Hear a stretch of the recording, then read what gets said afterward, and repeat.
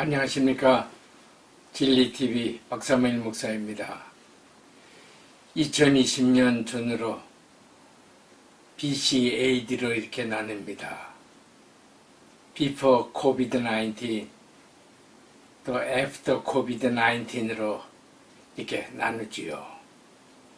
초미세 바이러스로 인해 인류가 바벨탑같이 쌓아올린 화려한 문명은 허무하게 무너졌습니다.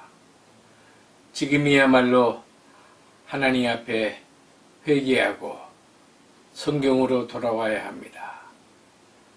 생명의 주님이신 예수님께 돌아와야 모든 문제가 풀립니다.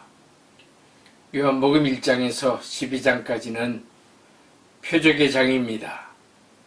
많은 표적을 일으키셨지만 7개만 사도 요한이 골라서 요한복음에 이렇게 적어놨습니다.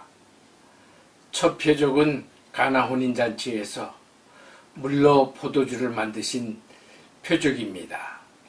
우리 예수님께서는 물질 세계를 지배하시는 창조주 하나님이심을 나타내신 것이지요. 그리고 6월절이 되어서 예루살렘 성전으로 올라가십니다. 먼저 성전을 돌아보시고 성전 청결을 먼저 하십니다.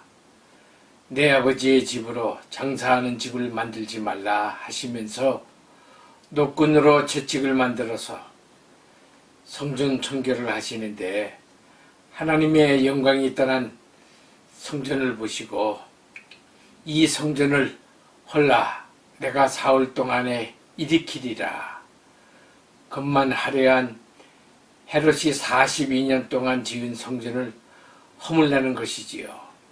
그 이유는 예수님만이 하나님의 영광이 가득 찬 성전이고 또 누구든지 예수님을 믿으면 성령 하나님이 내주하심으로 그 사람 몸이 성전이 되는 말씀이지요.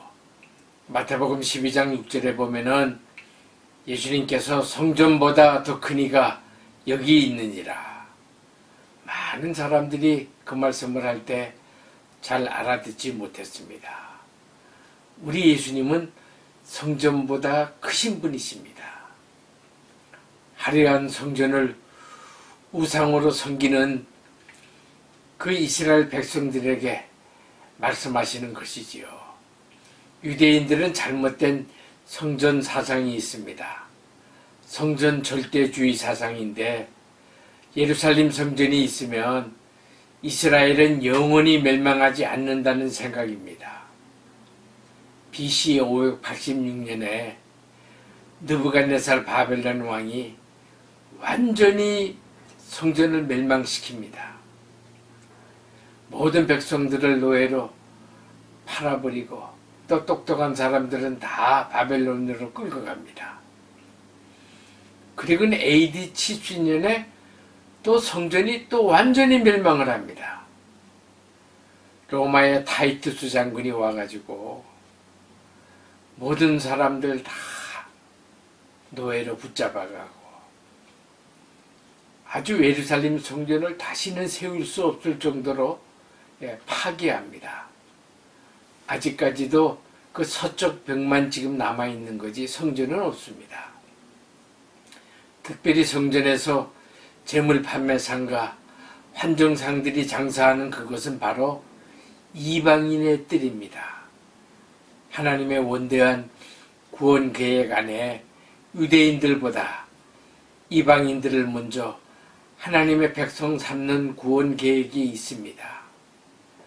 왜 우리 예수님께서 공생의 3년을 가난하고 소외된 갈릴리 이방인들이 사는 지역에서 복음을 전파했습니까? 하나님은 이방인들을 사랑하십니다. 예수님을 갈릴리 예수, 나사렛 예수라고 부릅니다. 가나에서 두 번째 표적의 말씀을 보겠습니다. 요한복음 4장 46절입니다. 예수께서 다시 갈릴리 가나에 이르시니 전에 물로 포도주를 만드신 곳이라.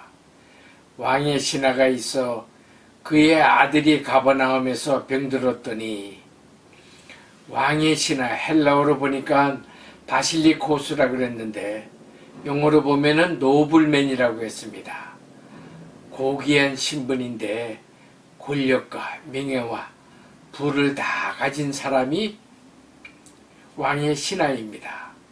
근데 이 왕의 신하의 아들이 죽을 병에 걸려서 예수님을 찾아온 것입니다. 예수님께서 많은 표적을 행하신다는 소문을 듣고 가나까지 온 것이지요. 저는 성경에서 예수께서 하면은 힘이 납니다.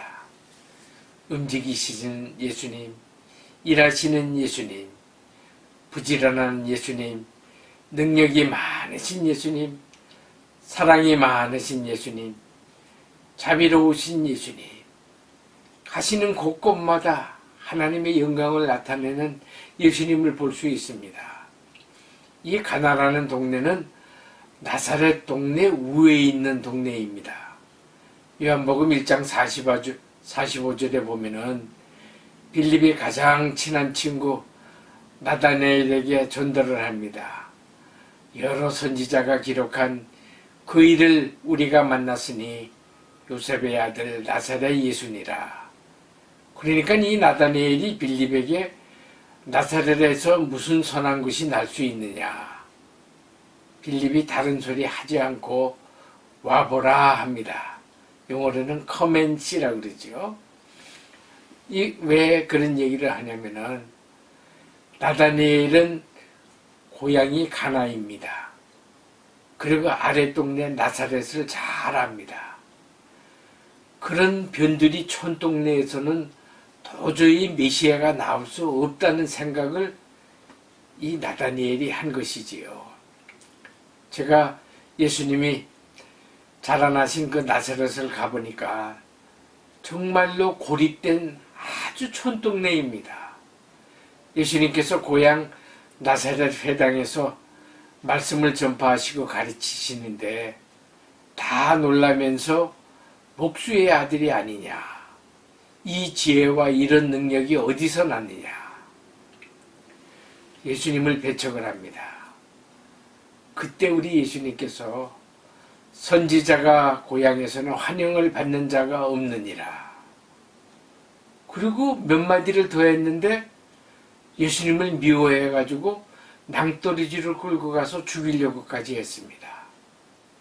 참 사방이 꽉 막히고 다른 동네하고 교통을 하지 않고 아주 답답한 사람들이 사는 곳이 나사렛 사람들입니다. 왕의 신하는 아들이 열병으로 죽게 되어서 예수님께 간절히 간청을 합니다. 자식이 아파서 죽어가는 아버지의 심정은 누가 알겠습니까? 아버지에게 아들은 포기할 수 없는 존재입니다. 그 먼 길을 달려와서 47절에 보면 내려오셔서 내 아들의 병을 고쳐주소서 하니 그가 거의 죽게 되었습니다. 거의 죽게를 헬라어로 보니까 드네스콤이라고 했습니다. 이건 죽은 것이나 다름없는 아주 완전한 긴박한 상황을 얘기할 때 드네스콤이라고 합니다. 사람은 급한 일이 있으면 반드시 예수님을 찾아가야 합니다. 그래야 기적을 체험할 수 있습니다. 왕의 신하는 죽기 전에 빨리 가셔서 고쳐주세요. 예수님께 간청을 합니다. 왕의 신하가 잘못 알고 있는 게 하나 있습니다. 예수님을 병 고치는 의사로 생각했던 것입니다. 예수님은 살아있을 때만 고치시는 분이 아니라 예수님은 죽은 자도 살리시는 전능하신 하나님이십니다. 가나에서 가버나움까지는 약 34km인데 지금으로 얘기하면 한 8시간, 9시간 걸리는 먼 거리입니다. 예수님께서 유대인들의 표적신앙을 책망하시고 또 그 주위에 모여있는 불신앙도 책망을 하십니다. 48절에 보니 예수께서 이르시되 너희는 표적과 기사를 보지 못하면 도무지 믿지 아니하리라. 유대인들은 표적 중심의 신앙입니다. 바리새인들과 서기관들이 마태복음 22장 38절에 보면 선생님이여 우리들에게 표적 보여주시기를 원하나이다 하니까 우리 예수님께서 악하고 음란한 세대가 표적을 구하나 선지자 요나의 표적밖에는 보일 표적이 없느니라. 유대인들은 표적과 기적이 있어야 마음이 움직이고 쫓아갑니다. 어린애와 같은 신앙이지요. 지금 이 시대에도 표적과 기사를 쫓아가는 성도들이 많이 있습니다. 표적 중에 가장 큰 표적은 예수님의 성령 잉태 사건이 가장 큰 표적입니다. 커스믹 이벤트라고 그러죠. 우주적인 사건입니다. 또 예수님께서 십자가에 죽으시고 3일 만에 부활하신 사건이 가장 큰 표적입니다. 더 진짜 표적은 우리같이 죄 많은 죄인을 하나님께서 부르시어서 예수님을 생명의 구세주로 믿는 것이 진짜 표적이고 기적입니다. 사마리아 이방인들은 표적 없이도 예수님의 말씀으로 그리스도로 믿었습니다. 예수님은 왕의 신하에게 표적을 주지 않고 시공간을 초월하는 생명의 말씀을 주십니다. 요한복음 4장 50절에 보면 예수께서 이르시되 가라 내 아들이 살아있다 하시니 그 사람이 예수께서 하신 말씀을 믿고 가더니 아멘. 내 아들이 살아있다. 이건 예수님의 선언입니다. 하나님의 말씀을 능력 있게 선포하는 말씀이지요. 왕의 신하가 믿고 가더니 예수님의 말씀을 믿고 가는 순수한 왕의 신하의 믿음이 귀한 믿음입니다. 하나 혼인잔치 때 하인들이 예수님의 말씀을 믿고 순종할 때 그 물떠온 그 물을 예내장에게 갖다 줄 때 그 물이 포도주로 변하는 이적이 일어났습니다. 말씀 신앙이 표적 중심의 신앙보다 우위에 있습니다.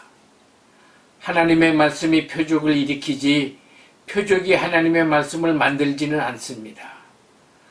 53절에 보니까 자기와 온 집안이 다 믿으니라. 특별히 아버지가 하나님의 말씀 신앙으로 굳게 서 있으면 온 가족이 예수를 믿습니다.